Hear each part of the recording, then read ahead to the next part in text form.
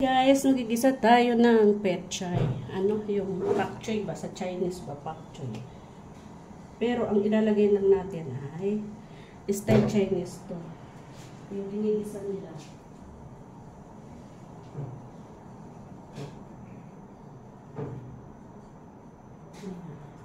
Pag nagisa sila, bawang lang. Bawang tsaka, ano yan, bawang lang tsaka yung gulay. So, ayan. Isang ano. Walang maraming ano siya. Walang maraming ingredients. Ganun lang sila pag nagisa ng ano, ng gulay. Kahit anong gulay. So ayun. Medyo i-brown lang natin yung ating kabayo. I-brown lang natin yung ating bawang. Ito ay very easy to cook. Ganyan sila magluto.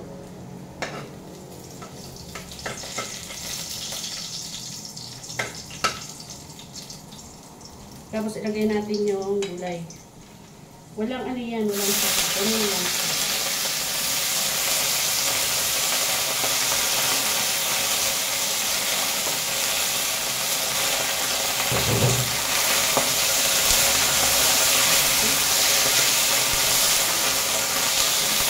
Walang sabaw, ganyan lang.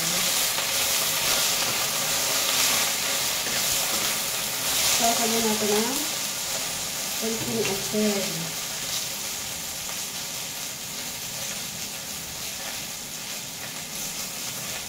Lagyan natin ng konting salt.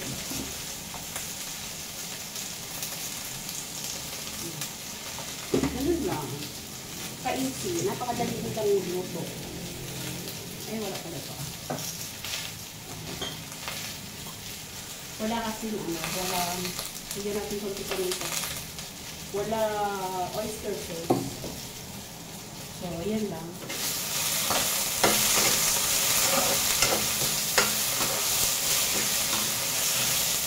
Ganyan sila magluto. Pabilisan. Ganyan konting water para lumambot.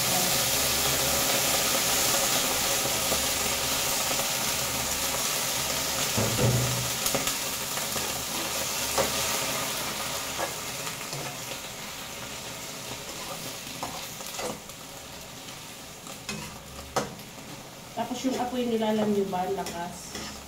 Kaya madali ang luto yung kanila eh. Ayaw nila yung ano, lutong-luto. Pero hindi Chinese kakain ito, Pilipina. Ganun lang. Yan ang simpleng luto na natutunan ko sa pagluluto ng mga amo ko. Pinadaling luto. Sa atin marami pa diba. Meron pang bechi, merong ano. Sila kasi bigera silang gumamit ng bechi. Ayaw nila ng maraming seasoning. So, ganyan lang.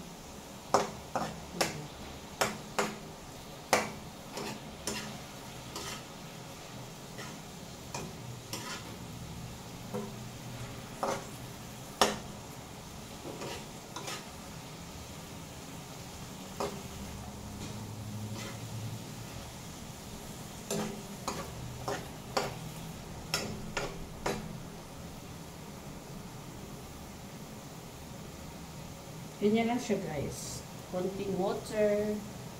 Madali ang luto yan sa kanila. O, diba? Para lang mag-gambot. Lagyan po tubig konti pa kasi matigas.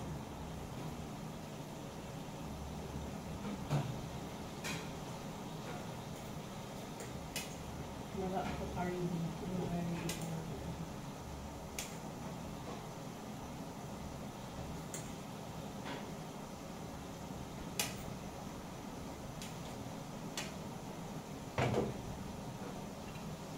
So, ayan guys, luto na yan guys. So, diba?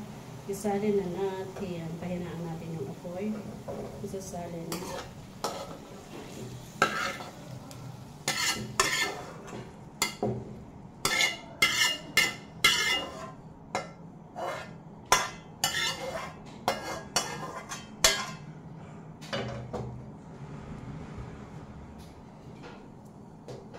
So, eto na guys. O, diba? Ayan, luto na yung aking gulay.